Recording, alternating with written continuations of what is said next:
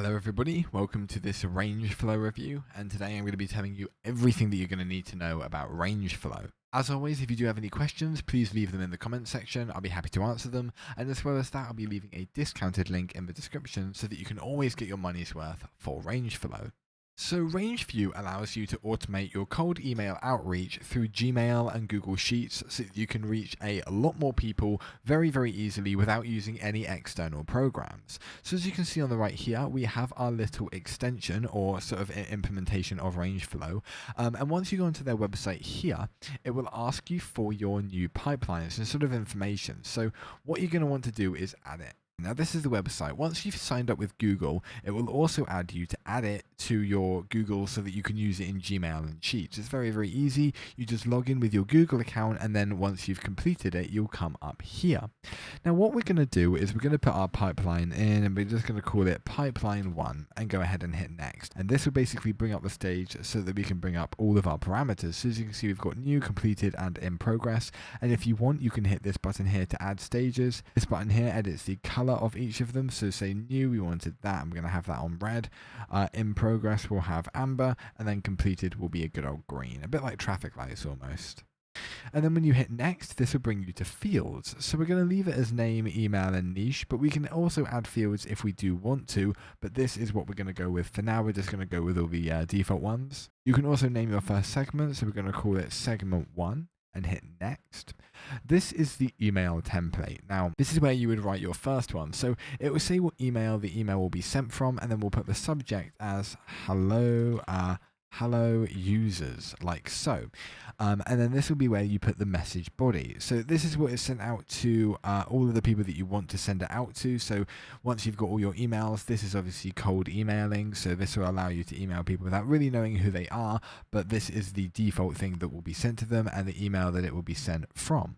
So we're going to put this is a test email for cold emails, like so. And you can add fields like so if you do choose to, but we're not going to bother with that, and go ahead and hit save, and then we finished. So you can then choose your next step. Now you can either create more segments, but we're not going to bother with that. You can open a spreadsheet to start prospecting for that particular pipeline, so essentially a spreadsheet that allows you to look at all of the replies and interactions with that email. You can also write follow-up templates, so if people reply to it, you can also have an email that will automatically send as a follow-up, or even just send to sort of get people who haven't responded to actually reply, and then you've got the option to invite your team to collaborate. So if you were to select this, you obviously have all of the areas that we had earlier, including your segments, where you can view all the individual emails. You can see how many days, whether it's the first email, and then you can also edit it. You can add a follow-up for that segment, or you can even add a new segment itself. By hitting browse, this allows you to see all of the emails that you've sent, any new ones, completed ones, and in progress. This is what we had originally, as you remember, new, completed, and in progress, and these are obviously color-coded. And then under dashboard, we're able to view almost everything that we need to. So we can see the prospects by segment. So as you can see, this will have a bar chart and the color code that we had earlier.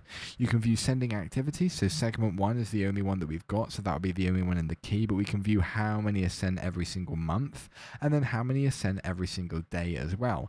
At the top, you obviously have total sends, how many are queued, how many have sent, how many have bounced, and how many have been opened. You can also view how many people have replied and how many people have unsubscribed from your emails. Moving on, we also have your email settings. So this is where you can add your Gmail, and then it will show you what the Gmail is.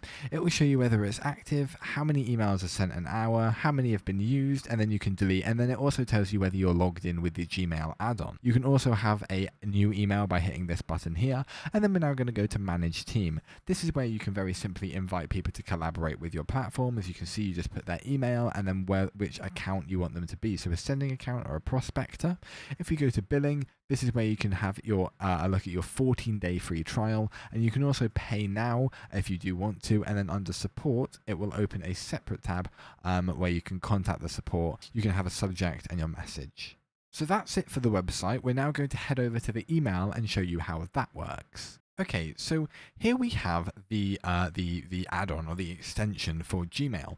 Now it's very, very simplistic. As you can see, it only shows you your follow-up reminders. Now all you need to do is link this with your Google account.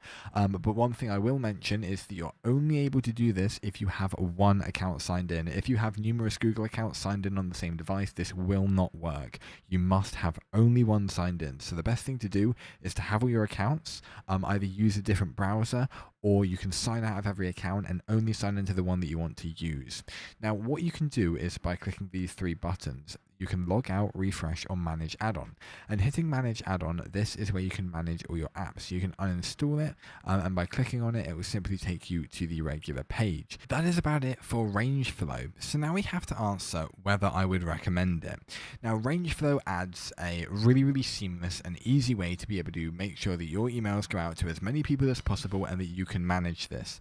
I love the integration with Google Sheets, and I love the integration with Gmail. However, typically you won't be using it in these. You will only really be using the actual dashboard.